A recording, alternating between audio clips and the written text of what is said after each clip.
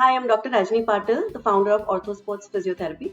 I'm a spine and sports physiotherapist practicing for 20 years.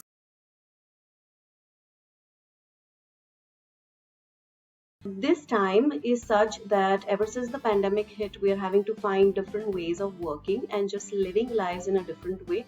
More importantly, we need to be able to prevent as many health issues that could come our way, but also making sure that we manage the small ones that are there now. So that even if something does happen to us, we will be in a much better situation to deal with that.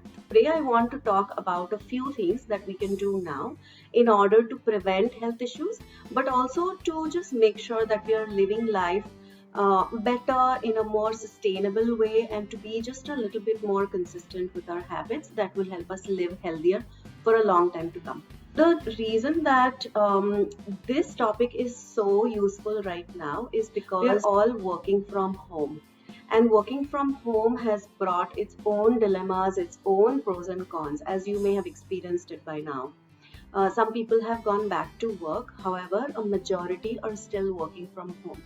And even if you are working from office, there might still be a chunk of the day that you are spending at home at your laptops. So I would urge, as I do all my patients, I would urge you to make sure that your desktop or your laptop, the setup that you have where you are working right now, is ergonomically set. In the beginning, when the lockdown started and we started working from home, you may have kept thinking that it's okay, this is a temporary situation. So it's okay to work in any situation or any condition.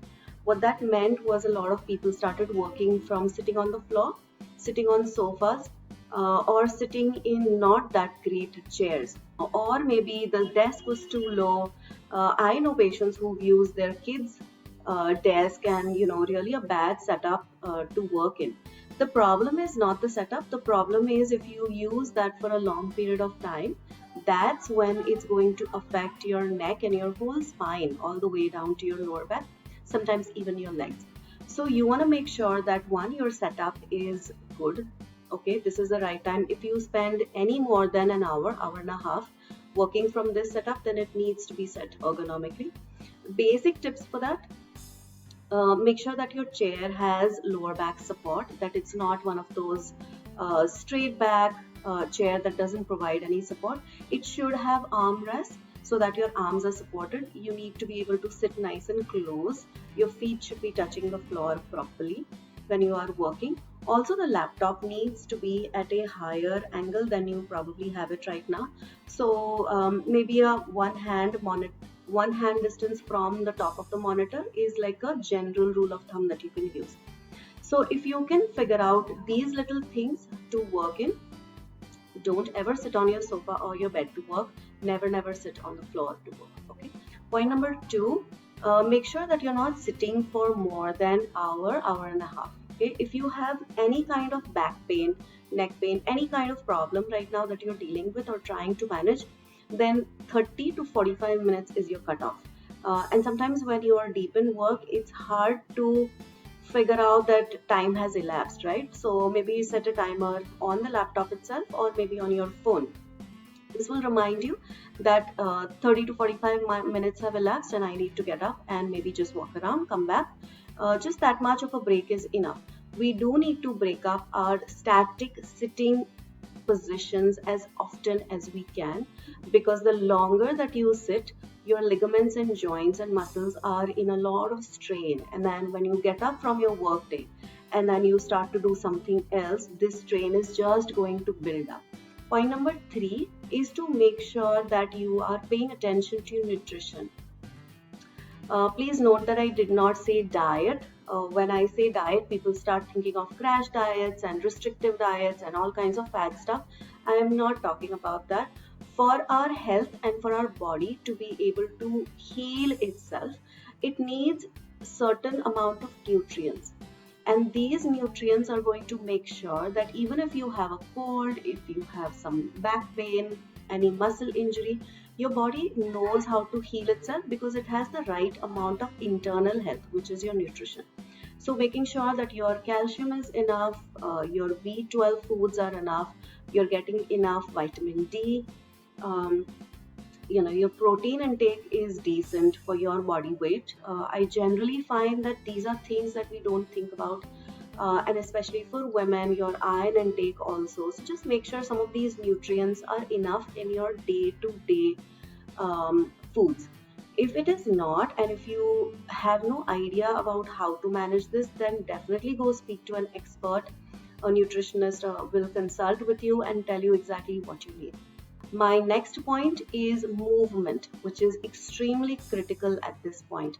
I'm seeing a lot of injuries that have come up, and when I say injury, these are not big injuries, these are just small muscular injuries that become big. They become spondylitis, they become disc issues, tailbone pain, neck pain, headaches, knee pain, foot pain, ankle pain.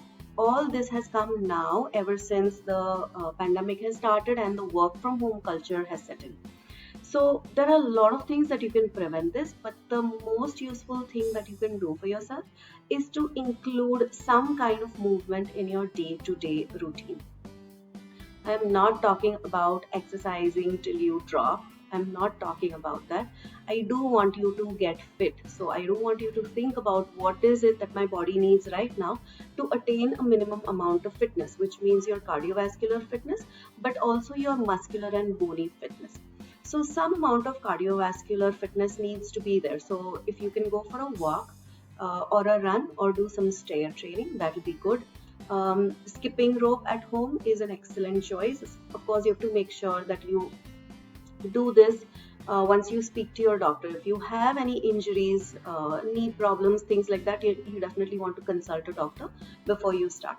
Always start a supervised program. You don't want to start anything just on your own and do intense workouts and then get injured.